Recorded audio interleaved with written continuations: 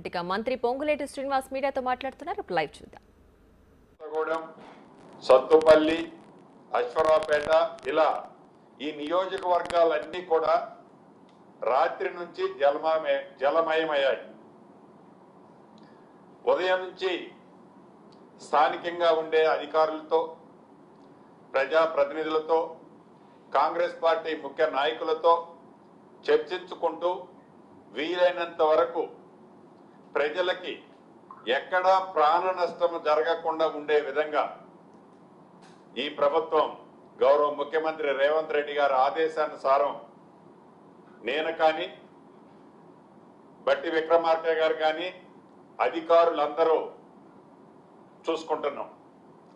ఇప్పుడే video conference ద్వారా తెలిసింది ఏంటంటే అనేక హైవేల మీదకి వాటరు స్థానికంగా కురిసిన వర్షాలతో పాటు అన్ని వాగులు, వంకలు పొర్లి ప్రవహిస్తున్నాయి. వీటి ప్రభావంతో నేషనల్ హైవేస్ మీద కూడా వాటర్ వచ్చింది. ఉదాహరణకి సూర్యాపేట టు ఖమ్మం రోడ్ ఏదైతే ఉందో ఆ నేషనల్ హైవే అది కూడా ఓవర్ఫ్లో అవుతుంది. అదే రకంగా అటు వరంగల్ సైడ్ అదే పరిస్థితి ఉంది.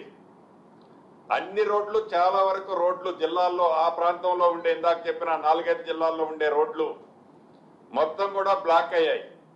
అధికారులు ఇప్పుడే ఆదేశించినాం, ఎక్కడైతే రోడ్ల మీదకి వాటర్ ప్రవహిస్తుందో ఆ ప్రాంతంలో ట్రాఫిక్ ని అలౌ చేయొద్దని, ట్రాఫిక్ ని అలౌ చేస్తే ప్రమాదాలు జరుగుతాయని, దానివల్ల ఎక్కడా ట్రాఫిక్ ని అలౌ చేయొద్దని కూడా అధికారులు ఆదేశించడం జరిగింది. ఇక చెరువులు, కుంటలు నిండు కుండలా ఉండి కొన్ని చెరువులు ఇప్పటికే బ్రీచ్ అయినాయి. ఈ బ్రీచ్ అయిన చెరువుల ఎఫెక్ట్ పంట పొలాల మీదనే కాకుండా ఆ నియరెస్ట్ లో ఉండే విలేజ్ల మీద కూడా ఎఫెక్ట్ అవుతుంది.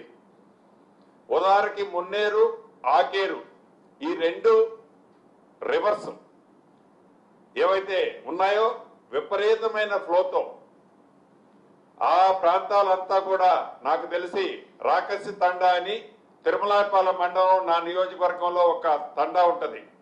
ఆ తండా టోటల్ గా ఐసోలేట్ అయి చాలా మంది ఆ పక్కనే ఉన్న ఒక గుట్ట మీదకి షిఫ్ట్ అయ్యారు. ఆ గ్రామంలో ఉండేవాళ్ళు ఇంకా ఒక 31-32 మంది ఆ స్కూల్స్ లో ఉన్నారు.